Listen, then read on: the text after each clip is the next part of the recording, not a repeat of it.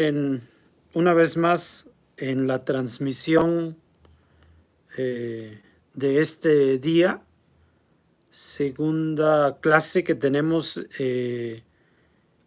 momento de compartir acerca del judaísmo del Nuevo Testamento. Estamos estudiando el Evangelio de Marcos y en una clase anterior pudimos introducir algunas cosas que caracterizan a este Evangelio y también compartimos los primeros textos en los cuales se escriben los motivos y las razones de Marcos por las cuales comienza la redacción de este documento.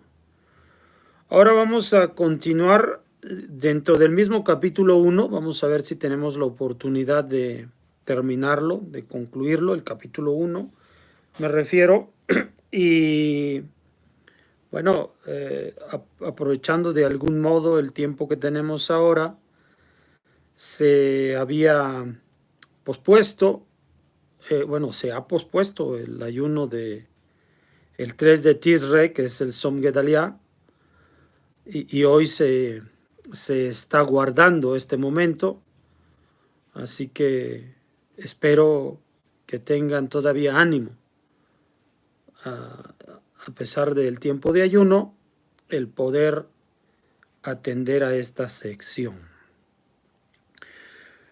Bueno, voy a hablar ahora acerca del bautismo de Jesús. El bautismo de Jesús. Aun cuando comienza propiamente en el versículo número 9, a partir del versículo número 8, momento en el cual Juan el Bautista proclama que se acercará alguien que va a bautizar en el Espíritu Santo, mientras tanto él lo hace el bautismo en agua. Esta expresión de Juan el Bautista acerca de el bautismo en el Espíritu Santo es un momento de acuerdo a lo que dicen los esenios, que les recuerdo que todas las características de Juan el Bautista coinciden plenamente con él como formando parte de los esenios.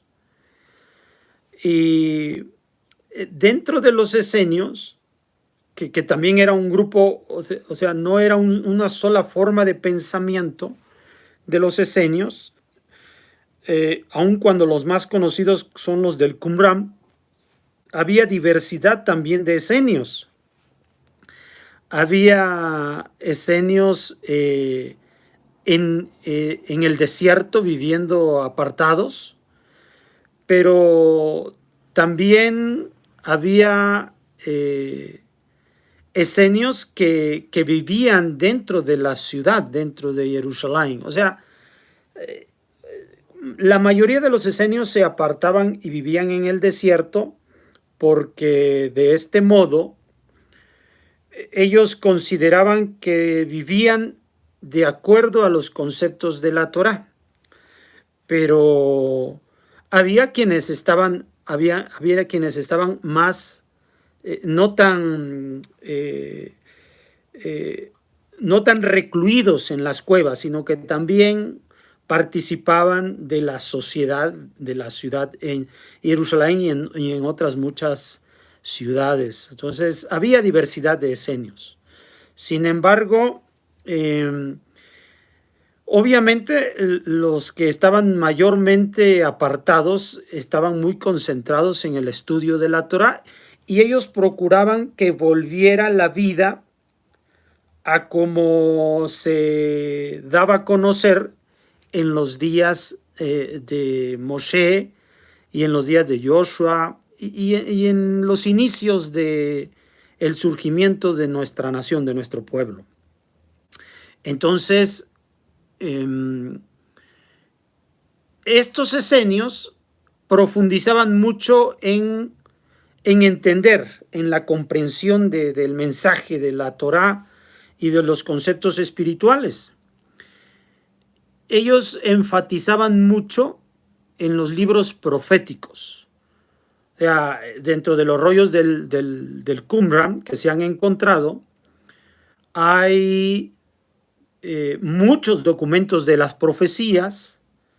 O sea que el punto alrededor del cual se mueve su conocimiento es acerca de en la profecía. Entonces los profetas, no solamente esto, sino que también ellos tienen muchos otros documentos que se consideran apócrifos, pero que hablan mucho acerca de los tiempos finales. O sea, para los esenios estaban a punto de llegar los momentos finales en las cuales llegaría el juicio sobre todas las naciones del mundo. Porque esto era profetizado principalmente por los profetas y ellos estaban muy entregados a ese concepto. Entonces, cuando se expone que vendrá un hombre que bautizará en Espíritu Santo, este bautismo en Espíritu Santo es lo que sus conceptos, sus ideas, los han llevado a desarrollar que en los momentos finales, Israel, la humanidad entera, va a recibir al Espíritu Santo, porque el Espíritu Santo lo que va a hacer es arrancar el instinto al mal, el Yetzer Hará, de las personas. Entonces, habiendo sucedido esto, que el Yetzer Hará se apartará de ellos, entonces estarán listos para entrar al tiempo mesiánico, al mundo por venir, a la postre, el mundo por venir. Entonces, esto anuncia los momentos finales. O sea, la humanidad entera, una vez que reciba al Espíritu Santo, estará preparado para la relación más estrecha con Akadosh Baruj Hu, pues se ha eliminado el Yetzer Hará, el instinto al mal. Entonces, para Juan el Bautista, los tiempos finales están llegando. ¿Ya? Esto es el significado. Después, a partir del versículo 9, dice el texto: y sucedió que en aquellos días vino Jesús desde Nazaret en Galilea y fue bautizado por Juan en el Jordán. Ya les había yo mencionado que va a llegar al Jordán Juan el Bautista y va a enseñar desde este lugar que la gente sea movida a retomar el momento en el que estaba la nueva generación, la de Joshua ben Nun, a punto de entrar a poseer la tierra de Canaán. Entonces, los está llevando al mismo sitio, allí donde una vez que cruza nuestro pueblo con Joshua ben Nun, se erigen unas piedras en el margen del Jardín, ahí está el testimonio. Entonces, los está llevando a ese lugar para retomar ese momento. Bueno, y el pueblo está comprendiendo. O sea, esto es porque está en asociación con los momentos finales, con los tiempos finales. Entonces, también entre los que llegan a este lugar y por la enseñanza de Juan es Jesús. Entonces, Jesús se acerca desde Galilea, que es la parte norte del país, de la nación, se acerca hacia el Jardín y fue bautizado por el Juan en el Jardín o en el Jordán. Y En saliendo del agua vio los cielos abiertos y el Espíritu como paloma que descendía sobre él. Dice que una vez que emerge del agua, ahora efectivamente hay una práctica de purificación propia dentro de nuestro pueblo para prepararnos para la obediencia en el servicio a Hashem. Pero de pronto, esta enseñanza que está dando Juan no solamente muestra esta práctica ya llevada a cabo por nuestro pueblo, sino que también anuncia que este suceso de la purificación en agua o el bautismo de Juan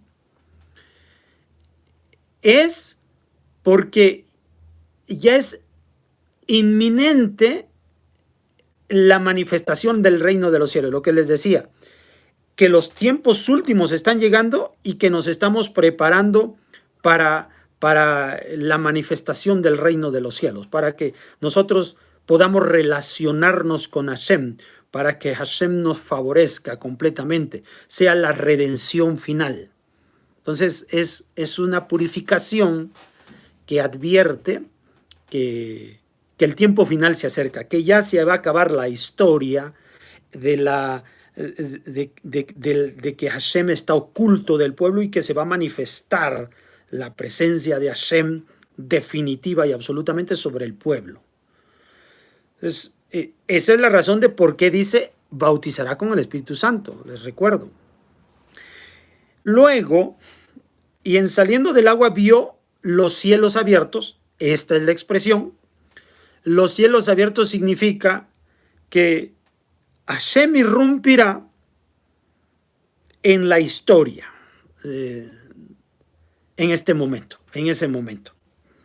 Los cielos han abierto y el Espíritu como paloma.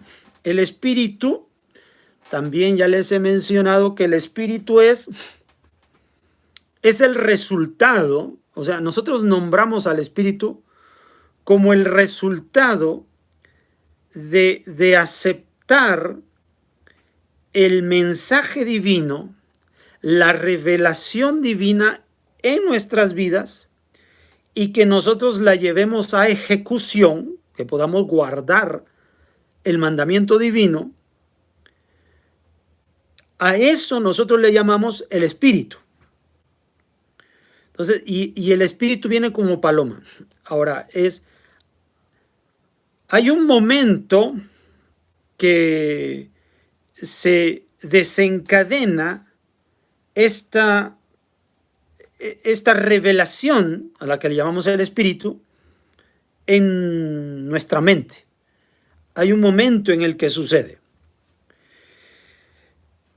Aquí dice que viene como paloma. ¿Por qué dice que viene como paloma? Desde entonces, sobre todo en el Imperio Romano,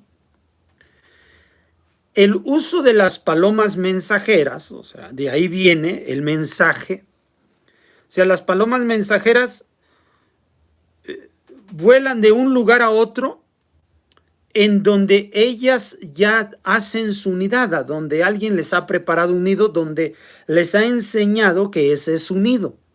Las palomas tienen esa actividad desde los días de Mitzrayim, cuando nuestro pueblo está en Mitzrayim, 3000 años antes de esta época, o sea, hace 5000 años, se conoce la práctica de las palomas mensajeras. Las entrenaban dándoles nido y alimento en sus hogares, por lo tanto, por su sentido de orientación, si las llevaras de un lugar a otro y en ese lugar también tú las alimentas y le haces nido, ellas se pueden mover en ese nido, en esa línea de comunicación de punto A a punto B.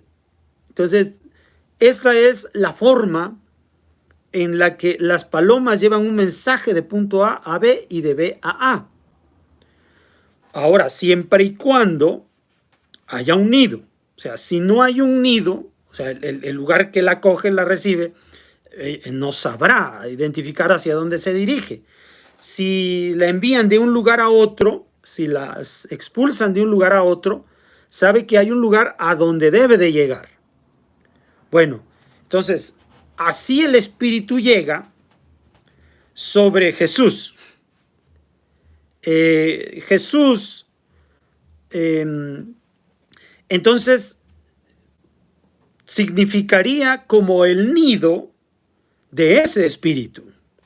O sea, hay un lugar que ha sido preparado para que ese Espíritu lleve el mensaje. Y en este caso es Jesús. O sea, este es el simbolismo de la expresión usada por Marcos, para dar a conocer cómo es que el Espíritu va a llegar a su nido, que es Jesús. O sea, no puede fallar, no puede desviarse, no hay ningún otro lugar a donde pueda llegar ese espíritu, ¿ya? Entonces, y en saliendo del agua vio los cielos abiertos y el espíritu como paloma que descendía sobre él, así que viene del cielo el espíritu y se va a alojar en el único nido que tiene sobre la tierra, que es Jesús. Ahora, esto mismo va a ocurrir cuando el Espíritu Santo llegue a cada individuo de la humanidad. O sea, es un mensaje perfectamente preparado para un nido, o sea, en este caso representado por cada individuo. Y no podrá ser de otra forma, tiene que ser exactamente su nidada, una nidada preparada. Si no está preparada, para ello no podría llegar ese espíritu, ¿ya? Entonces, por eso es que se menciona que llega como una paloma, como con un mensaje específico a un lugar específico, a un momento específico. Bueno, luego dice, y dejó oír de los cielos una voz: tú eres mi Hijo amado, en quien yo me complazco. Como decía, el Espíritu, este mensaje llega específicamente sobre la persona, sobre el individuo. O sea, no llega sobre un grupo, no aquí. Va a llegar porque apenas está llegando este espíritu, esta revelación. Entonces, el mensaje que se deja oír de los cielos es directamente en Jesús. O sea, ninguno más oye este mensaje. El único que lo recibe, el Espíritu, este nido, es Jesús. Si hubiera sido oído por los demás, como ocurrió, por ejemplo, cuando en Ar Sinai se nos entregó la Torá, pues todos creímos en Moshe Rabenu, a partir de que oímos lo que sucedió. Pero en este caso es específico sobre Jesús. Por esta razón se va a poner en duda el día de mañana si Jesús es el verdadero al que se espera o no. Incluso el propio Juan el Bautista va a dudar de si es o no es el que se está esperando. Así que he ahí que entendemos muy bien lo que les digo, que estamos hablando de que es un momento especial, individual en la vida de Jesús. Él está creyendo en la voz que está surgiendo en su mente, en su cerebro, en su corazón. Él es el único que está recibiendo tal revelación. Se dejó oír en los cielos una voz: tú eres. Por eso claramente dice: tú eres mi hijo. No dice él es. Dice: tú eres mi hijo amado. Por lo tanto, el único que está oyendo esa voz es él. El único. Ahora, esta expresión, como sabemos, tú eres mi hijo amado, en quien yo me complazco, es tomada del libro de los Salmos, del libro de Tehilim. Fue escrita por David Amelech. Porque David Amelech, en el momento en que precisamente es ungido como rey por Shemuel, el profeta, la forma de ungimiento para los reyes de Israel es hacer uso de este mensaje divino de parte del cielo por parte del profeta. O sea, el profeta, al momento de ungirlo, le dice que este es un hijo engendrado por Hashem. O sea, en ese momento, este individuo, que es un individuo común y corriente como David, hijo de Isai, Ben Isai, tiene una categoría diferente, es decir, tiene realeza, que le hace adquirir a él la realeza, el hecho de que el profeta entrega el mensaje de que ahora ha sido engendrado por Dios. En ese momento, no de pequeño, en ese momento ha sido engendrado. Lo que significa que al ser engendrado por Dios, adquiere realeza. O sea, ahora es un rey. Así que los profetas de este modo ungían a los reyes de Israel en el momento de hacerles la unción. O sea, no tiene que ver con una situación de concepción carnal de vida. No tiene que ver en un acto de concepción de física. Es un llamado de parte del cielo, un ungimiento de parte del cielo para que ahora tenga una categoría real. O sea, entonces la gente, el pueblo de Israel, no cualquiera es engendrado del cielo. Entonces, si Hashem pronuncia que en este caso David es engendrado del cielo, significa que es un rey y por lo tanto viene del linaje divino. Esa es la razón, viene del linaje divino, razón por la cual ahora ellos le respetan esa autoridad. El pueblo respeta esa autoridad en David.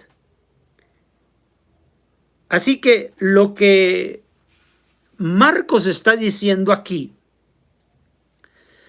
no es otra cosa sino que este Jesús, para sí mismo, o sea, Jesús oyó una voz del cielo para sí mismo que lo anuncia como rey para Israel.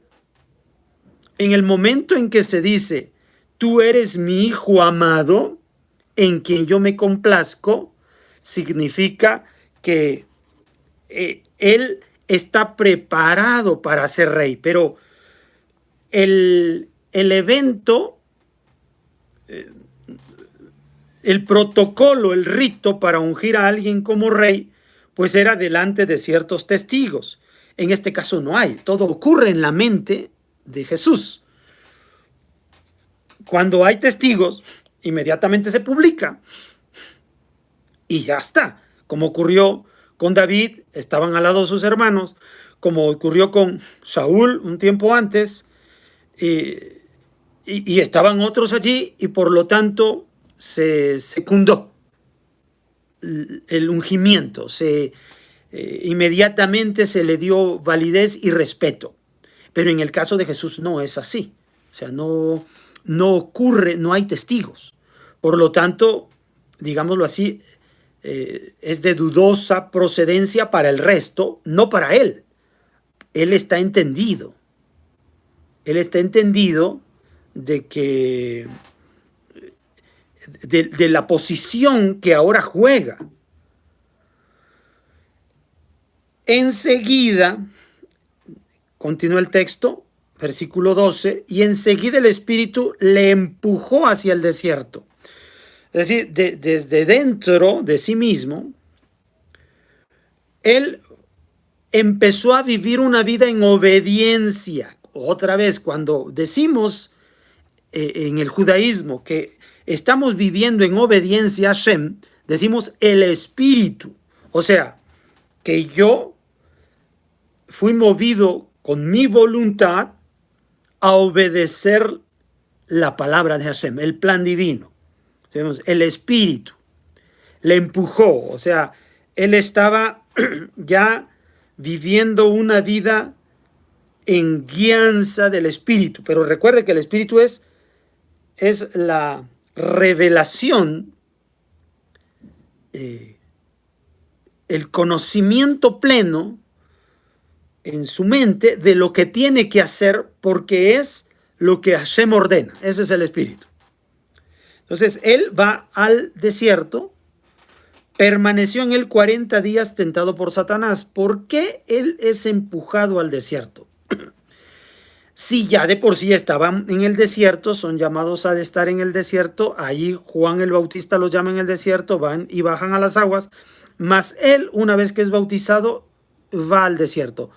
¿Por qué él va al desierto? Porque se interna en el desierto, lugar de donde viene el pueblo, donde estuvo el pueblo cuando estuvo 40 años a fin de entrar a la tierra de Canaán. Ahora, nuestro pueblo no estuvo estos 40 días en el momento en que Moshe Rabenu sube para la recepción de la Torá. Como el pueblo se encuentra solo, es tentado, como sabemos, pues fabrican el becerro de oro y lo adoran y le sirven. Por lo tanto, sufren y caen en la tentación. Jesús toma la posición del pueblo en este momento en el desierto y soporta la tentación a la que se doblegó nuestro pueblo en el desierto en esos 40 días. No soportó la tentación. Aquí, por eso usa Marcos la expresión, permaneció en él 40 días tentado por Satanás, el adversario. Ahora, lo mismo,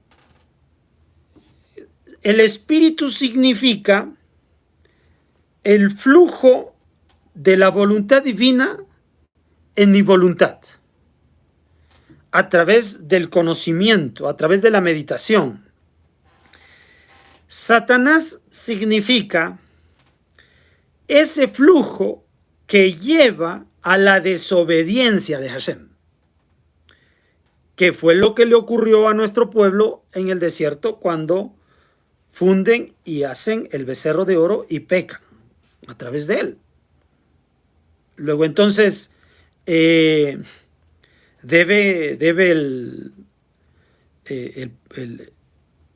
entenderse que el lado negativo, el olvidarse de Hashem, es ese impulso interior, es llamado Satanás, ese impulso interior.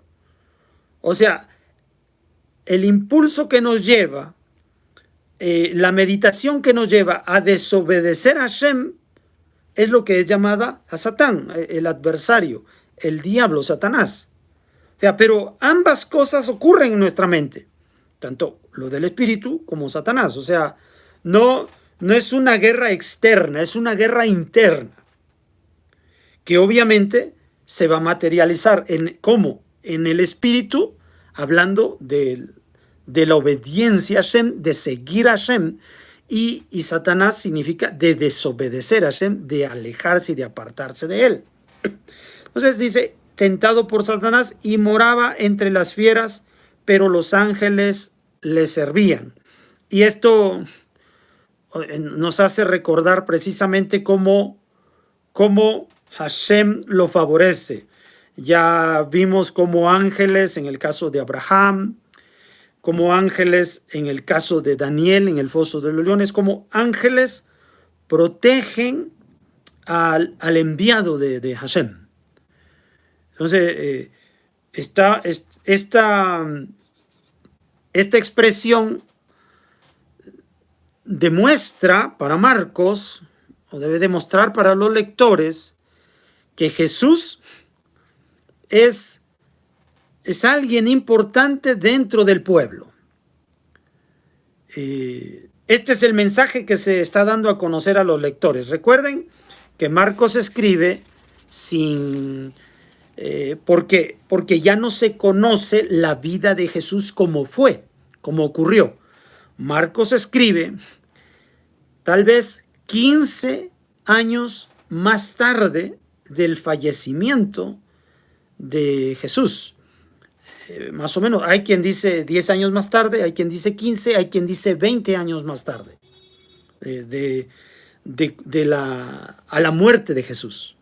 Entonces, mucha gente ya no conoció a Jesús o ya no oyó directamente de Jesús y se puede alterar las verdaderas vivencias de Jesús. Por lo tanto, Marcos escribe con el afán de educar a la gente, a los lectores, de cuál fue la vida de Jesús. Es la intención que tiene Juan, Marcos. Bueno, también se llama Juan Marcos. Continúa el versículo 14. Después que Juan fue preso, vino Jesús a Galilea predicando el evangelio de Dios. Como ya decía, el evangelio de Dios son las buenas noticias. Evangelio, de donde viene ángel. Ángel es el mensaje, o sea, es el mensaje de Dios. Y diciendo, cumplido es el tiempo y el reino de Dios está cercano, arrepentíos y creed en el evangelio. Esto también es muy importante. Aquí concentra Marcos la razón del documento. Cumplido es el tiempo y el reino de Dios está cercano. O sea, en la mente de Marcos y de todos los apóstoles, creían que estaba a la vuelta de la esquina la manifestación del reino divino. O sea, esta manifestación que aún hoy, o sea, nosotros los judíos estamos esperando. Ellos, los apóstoles, vieron que este momento álgido con la manifestación del Espíritu en Jesús anunciaba que el reino de los cielos estaba cercano. También hay una palabra que se da a otro de los apóstoles acerca de cuando Jesús dijo que sí, que entonces advierte que no pasará de esa generación para que la manifestación rotunda del reino de Dios se lleve a cabo. Pero tenemos 2000 años de ese anuncio y aún no ha pasado nada. O sea, esto no ha sucedido. Pero en la mente de ellos están pensando que en esa generación ocurrirá. Por eso es que dice, después que Juan fue preso, vino Jesús a Galilea predicando el evangelio de Dios y diciendo, cumplido es el tiempo y el reino de Dios está cercano, arrepentíos y creed en el evangelio. Entonces, como los momentos finales ya se están dando, es tiempo de que hagan teshuvá, de que se arrepientan y que crean en este mensaje. Es contundente lo que dice Marcos. Y esto habla de lo que se está esperando, de lo que nosotros esperamos. O sea, como hebreos, como judíos, como del reino de Dios. Entonces, caminando a lo largo del mar de Galilea, porque va a empezar a enseñar en Galilea, Jesús, porque en Galilea es más dispersa la posibilidad de la enseñanza. O sea, está muy relajado, es un pueblo, una fracción del pueblo no tan entregada a Hashem, pero sí muy necesitada de Hashem. Entonces, allí comienza a surgir el evangelio de Dios, ahí lo empieza a enseñar Jesús. Caminando a lo largo del mar de Galilea, vio a Simón y Andrés, hermano de Simón. O sea, Simón y Andrés eran hermanos, que echaban las redes en el mar, pues eran pescadores, se dedicaban, o sea, tenían una profesión. Y Jesús les dijo, venid en pos de mí y os haré pescadores de hombres. Es decir, son llamados en el conocimiento de su profesión, ahora una profesión espiritual de las cosas. Ellos son hombres que acostumbran trabajar, o sea, la pesca, si en aquellos días todavía mucho más difícil que en la actualidad. O sea, eran hombres diestros y trabajadores. Tenía muy responsables, definitivamente. Eran pescadores. Jesús les dijo, venid en pos de mí y os haré pescadores de hombres. Así que solamente sucederá un giro con ellos. Pero son hombres entregados a una disciplina, a una profesión. Y al instante, dejando las redes, le siguieron. No ahonda en detalles, pero definitivamente vieron ellos en Jesús algo por lo cual lo hacen. Y dejan sus cosas y siguen a Jesús. Ahora, en aquellos días se dice que aproximadamente 36 hombres se levantan como Mesías en aquella época, de las épocas del primer siglo, de esta era. Entonces, era típico, de algún modo, creer que se podía levantar un Mesías en cualquier momento y que se hacía de seguidores. Así que esto no es tan increíble, porque le digo, se sabe que hubo muchos en aquel tiempo. Pero obviamente hay que caminar en como el Mesías. Por eso hay disponibilidad y disposición en las personas. En este momento, Simón y Andrés lo hacen. Y continuando un poco más allá, esto significa que deben dejar su trabajo, la forma de su sustento. Una autoridad es que van a poder ser sustentados. Esto es que Hashem los está respaldando. Al instante, dejando las redes, le siguieron, y continuando un poco más allá, vio a Santiago y a Zebedeo. No, vio a Santiago, el de Zebedeo, o sea, hijo de Zebedeo, y a Juan, su hermano, que estaban también remendando sus redes en la barca.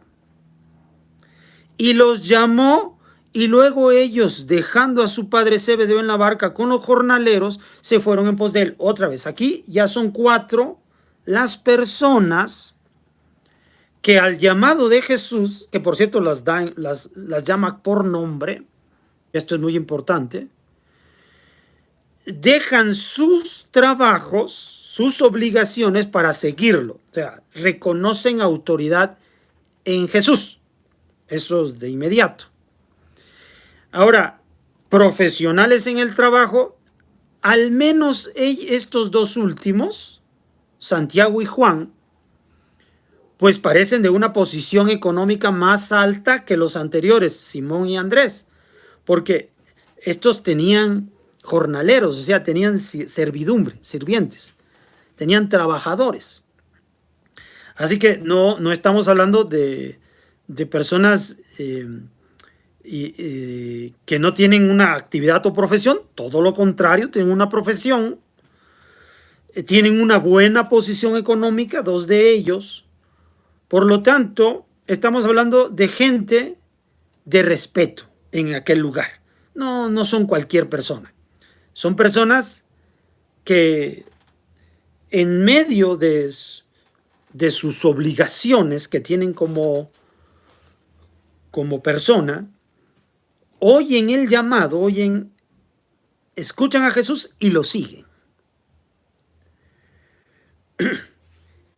Llegaron a Cafarnaúm, versículo 21, y luego el día de Shabbat, porque ya sabe, es el día en que nosotros nos reunimos, el día de Shabbat, entrando en la sinagoga, porque es el lugar donde en todo Israel nuestro pueblo acostumbra a hacer el servicio a Hashem, el servicio litúrgico del Shabbat, establecido por Esdra y la gran asamblea desde años anteriores, una práctica llevada a cabo en estos días con mucho entusiasmo. Entonces, el día de Shabbat, entrando en la sinagoga, enseñaba. Ahora, ¿por qué él podía enseñar en la sinagoga? Pues porque en una sinagoga, toda persona tiene la oportunidad de enseñar lo que sabe. Entonces, un judío no solamente escucha lo que se comenta de la Torá, sino que también tiene una posición, también ha meditado en las palabras de la Torá y hay cosas que ha comprendido y las hace participar a otros con el mensaje en el cual él ha concluido. Entonces, él estaba en una sinagoga del Shabbat, reunido, como todos, y le dan la oportunidad de enseñar la Torá. Cuando él enseña la Torá, dice, se maravillaban de su doctrina, pues la enseñaba como quien tiene autoridad y no como los escribas. ¿Qué significa que la enseñaba como quien tiene autoridad y no como los escribas? En primer lugar, para esto hay que entender quiénes eran los escribas. Los escribas, tal cual, los soferim, como de ahí viene el nombre de Esdra HaSofer, el escriba Esdra, porque es el que redacta y le da forma al Tanaj, y redacta las Parshiot, y él copia los documentos ya conocidos entonces, y enseña a copiar, copistas, a otros, el contenido de la Torah, los Nevi'im, los Ketuvim, y este grupo que él crea se le conoce como los Soferim, los escribas.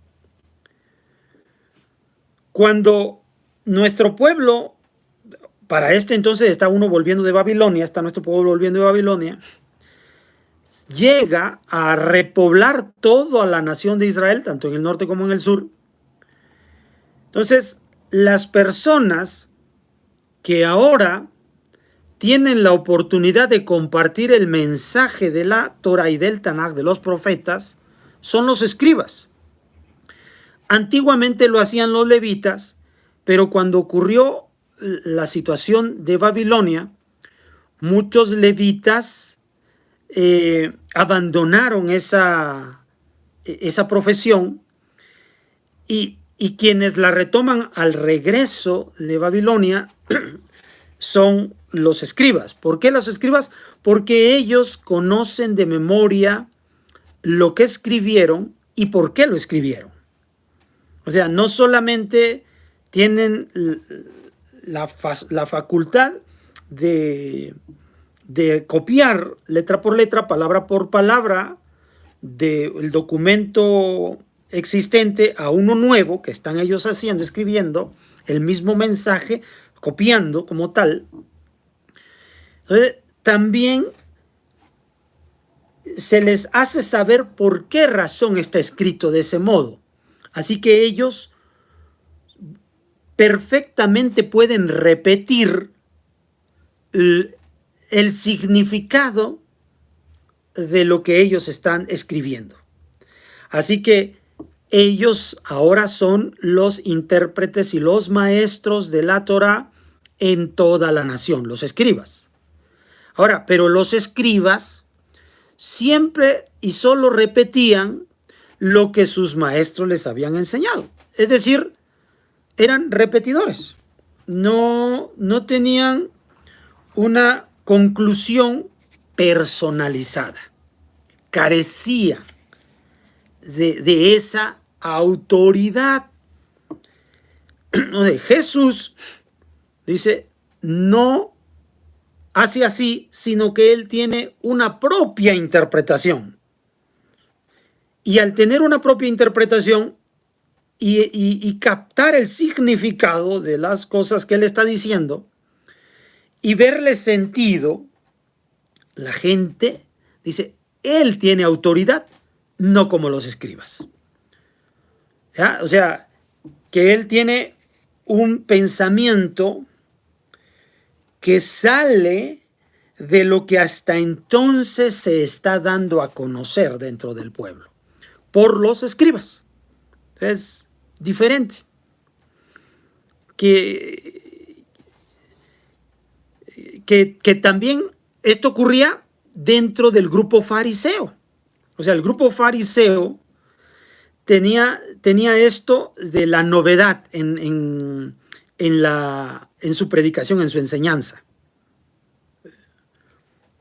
Así, se maravillaban de su doctrina, pues la enseñaba como quien tiene autoridad y no como los escribas. Es decir, él tenía una interpretación muy personal, muy especial, muy particular, diferente a otros que han oído, porque los escribas son los que dictaban las clases, repetían lo que oían de sus maestros, de los rabinos anteriores a ellos y de los que habían aprendido a copiar, de ellos repetían. Jesús viene y dice cosas diferentes, novedosas.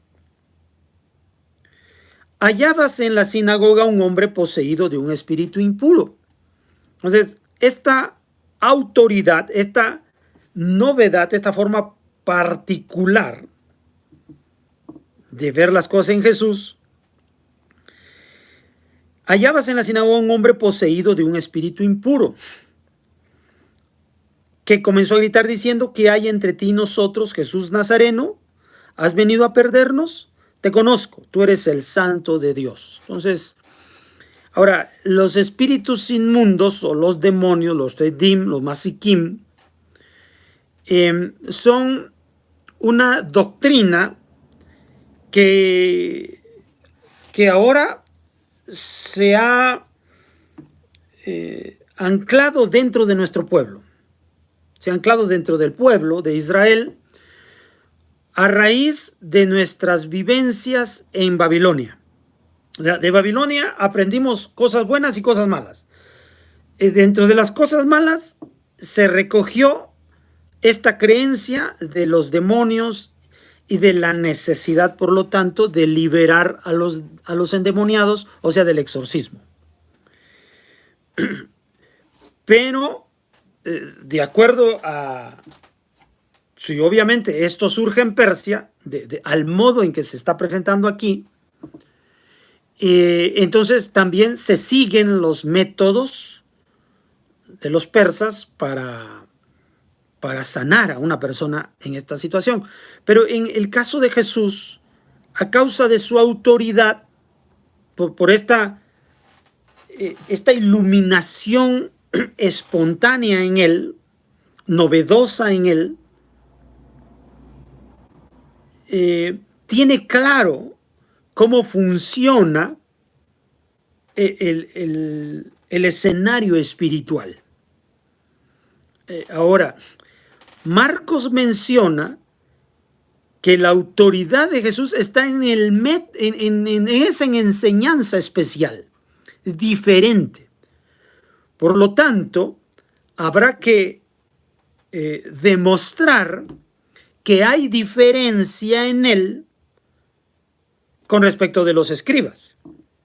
O sea, hay que darle sustento a esa autoridad. ¿Cómo le da sustento a esa autoridad? Diciendo, esta forma de comprender, de interpretar de Jesús, está provocando que los desobedientes a Hashem se encuentren incómodos y se expresen y saquen todo lo que tienen. En ese momento, él actúa para liberarlos. Y con esto sustenta Marcos que Jesús tiene la autoridad por su modo de interpretar las cosas. En la manera en que interpreta las cosas es que está provocando esto en el escenario espiritual. O sea, como dice el dicho, si se siguen haciendo las mismas cosas, solamente se darán los mismos resultados. Si quieres cambiar los resultados, cambia la forma en que tú dices las cosas. Entonces, no había ocurrido tal liberación de los demonios, sino hasta ahora, en esta importancia, porque está en la autoridad de Jesús, está cambiando las mentes. Y Jesús le mandó: cállate y sal de él. El espíritu inmundo, agitándole violentamente, dio un fuerte grito y salió de él, y se quedaron todos estupefactos, diciéndose unos a otros: ¿qué es esto?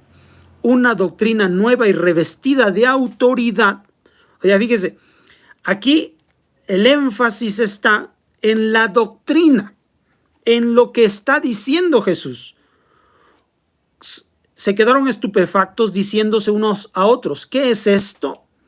Una doctrina nueva y revestida de autoridad, que manda a los espíritus impuros y le obedecen. O sea, la claridad de Jesús, esto que está recibiendo, esto es del espíritu. Aquí ya no ahonda que es lo del espíritu, pero se sobreentiende. En el momento en que Jesús recibe del espíritu, todos sus actos van conforme al espíritu. Entonces, los espíritus les manda y ellos obedecen, y se extendió luego su fama por donde quiera en todas las regiones limítrofes de Galilea. Bien. Entonces, aquí la clave es la forma de interpretar de Jesús. Esto es lo que abre las puertas. La forma de interpretación, la novedad en la interpretación. Pero como los escribas, si se siguen repitiendo las cosas de antaño, pues no sucederán cambios.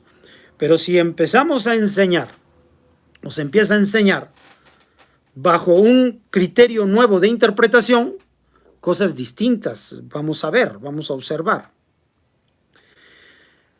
Versículo 29, luego saliendo de la sinagoga, vinieron a casa de Simón y Andrés con Santiago y Juan. La suegra de Simón estaba acostada con fiebre e inmediatamente se lo dijeron. Él, acercándose, la tomó de la mano y la levantó, la fiebre la dejó y ella se puso a servirlos. Bueno, aquí también hay un milagro más, una situación más, que es la sanidad de la suegra de Pedro. ¿Por qué se da esto? Bueno, menciona a los 4 discípulos y ahora menciona a la suegra de Simón y luego ella sana y les comienza a servir. Aquí todo tiene una razón por la cual Marcos hace esto. O sea, efectivamente muchos están más fijos en la sanidad que se le ha ofrecido a esta mujer. Pero aquí la enseñanza, más bien, porque recuerde, es la doctrina lo importante. Lo importante es la doctrina. Entonces, se hacen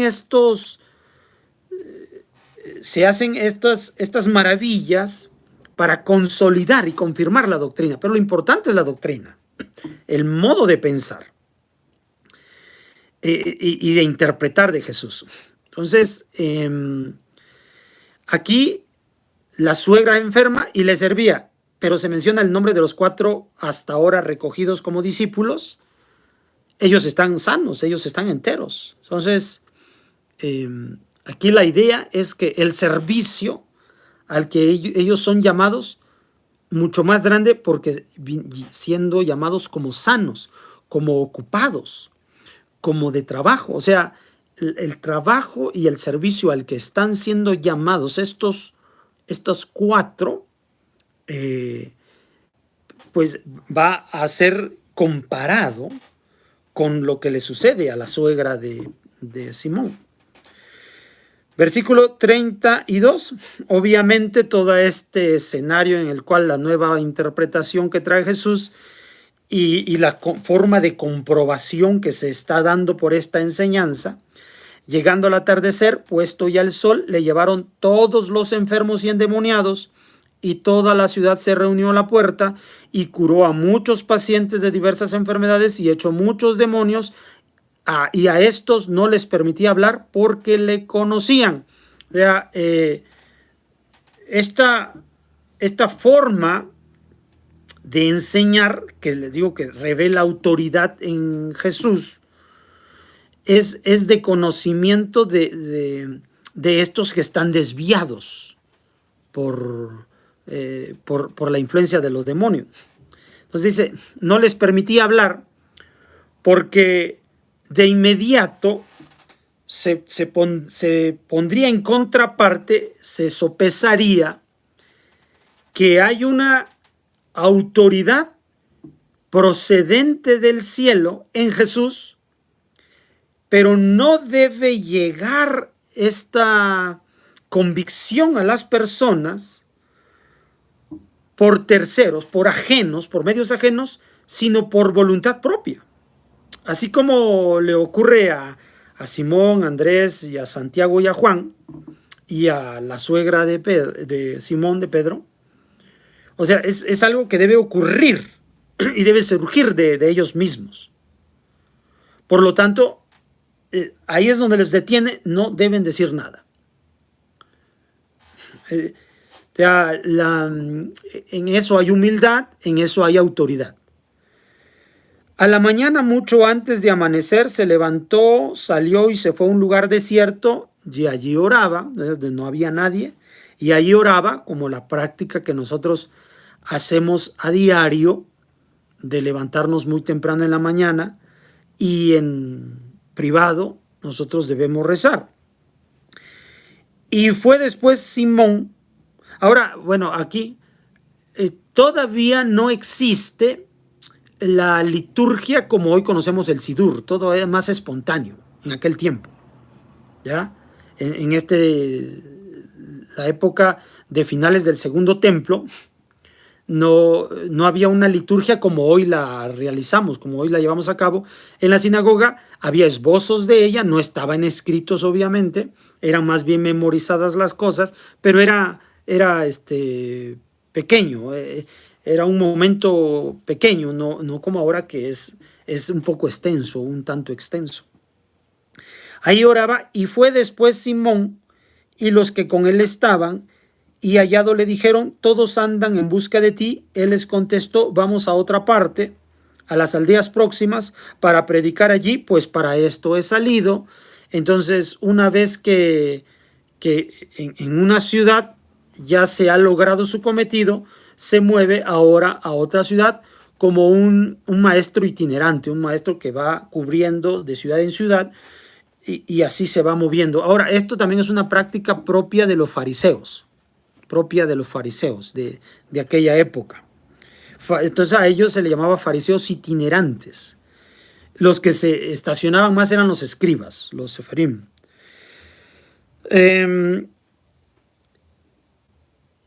Y se fue a predicar en las sinagogas de toda Galilea y echaba a los demonios.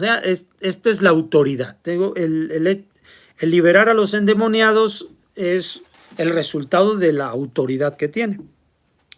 Vino a él un leproso suplicando y de rodillas le decía, si quieres, puedes limpiarme. Enternecido extendió la mano, le tocó y dijo, quiero, sé limpio. Y al instante desapareció la lepra y quedó limpio, despidiéndolo luego con imperio, diciendo, mira, no digas nada a nadie, sino vete, muéstrate al Cohen, sacerdote, y ofrece por tu purificación lo que Moisés ordenó para testimonio. Bueno, este caso del zarat, de la lepra, el zarat es definitivamente el zarat, la lepra, de la que se menciona aquí, porque le ordena que después vaya a cumplir los ritos. Esto de acuerdo a lo que dice la Torá.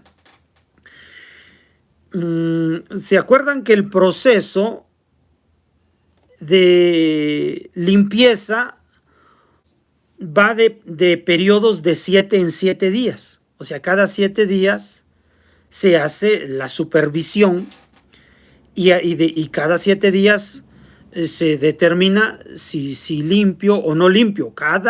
Ese cierto tiempo, cada 7 días.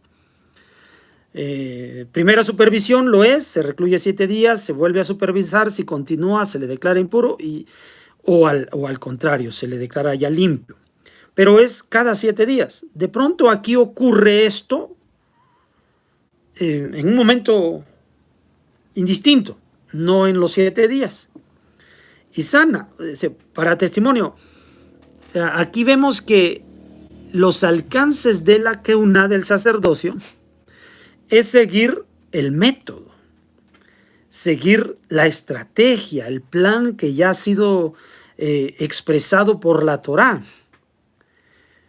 Mas aquí vemos que irrumpe un conocimiento superlativo con respecto de lo que se conoce de las leyes de la Torá, hablando de los mitzvot, acerca de la declaración de una persona inmunda o impura por efectos del zarat. O sea, está superando a través de esta autoridad que posee por la interpretación que tiene, está superando incluso los propios alcances de la Torá. E inmediatamente, ya estando limpio, tiene que ir y cumplir con lo que dice la Torá como un testimonio. O sea que está sucediendo algo aquí que trasciende el propio método del proceso de la inmundicia en el hombre, que interrumpe de tajo la inmundicia, la impureza en el individuo, en la persona. Esto es lo que se demuestra. Y partiendo comenzó a pregonar a voces y a divulgar en suceso, de manera que Jesús ya no podía entrar públicamente en una ciudad, sino que quedaba fuera en lugares desiertos y allí venían a él de todas partes. Porque obviamente toda persona tiene necesidades. Y cuando ven a una persona con semejante beneficio para ellos mismos, entonces eso los hace arremolinarse. Todos quieren algo de él, algo para beneficio propio. Por eso es que le dice a él, no digas a nadie, porque la gente busca no con humildad a la ayuda del cielo, sino para beneficio propio, para tener una recompensa inmediata. Por eso muchas personas buscan a Dios. En este caso, buscan a Jesús porque les está otorgando lo que de primera mano necesitan. Y ese no es lo que quiere dar a conocer Jesús. Cayó a los demonios, cayó a esta persona, pero pues obviamente los demonios obedecieron, la persona no obedeció. Porque pues obviamente hay entusiasmo en él para que pueda pues hacer saber, publicar lo que le ha sucedido. Bien. Entonces, pero aquí lo importante es que Jesús no quiere que esto sea público, porque cada persona debe llegar a las conclusiones de su revelación como Él está llegando a la suya, en lo privado. O sea, a Jesús una voz en su interior le habló, haciéndole saber que Él estaría siendo embestido para ser rey de Israel. Entonces, cada persona debe llegar a recibir también del cielo de forma personalizada que eso es así.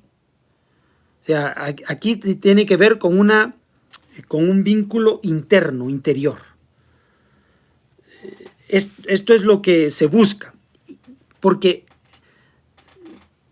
toda reprensión es buena cuando nosotros mismos llegamos a ella, cuando nosotros mismos nos descubrimos que nos hemos equivocado. Si otras personas me quieren abrir los ojos para que yo sepa que me he equivocado, no tiene la misma ventaja el haberlo descubierto que el hecho de que yo mismo descubrí en dónde ha sido mi error, en dónde ha estado mi error.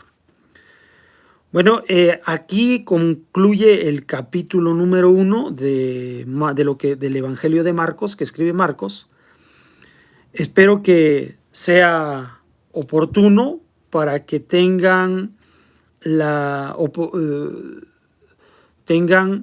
crecimiento y desarrollo en el judaísmo que se encuentra dentro del Nuevo Testamento. Porque este es el deseo que yo tengo, que entendamos cómo se encuentra el judaísmo en este documento. Porque si algo le ha ocurrido a este documento es que lo han desjudaizado. Y al propio Jesús le hicieron lo mismo y a los apóstoles le hicieron lo mismo. Entonces la idea es que encontremos otra vez el judaísmo, porque en origen Jesús judío enseñaba cosas judías, los apóstoles judíos enseñaban cosas judías, mas tenemos que recuperar a estas enseñanzas, porque definitivamente estas enseñanzas publicadas le abrieron los ojos a Dios para que conocieran a Hashem los no judíos. Y este es el anhelo de este proyecto, que podamos iluminar los ojos de los no judíos para que vuelvan a casa, vuelvan al pueblo de Israel. Por el momento es todo. Nos vemos para la próxima. Shalom.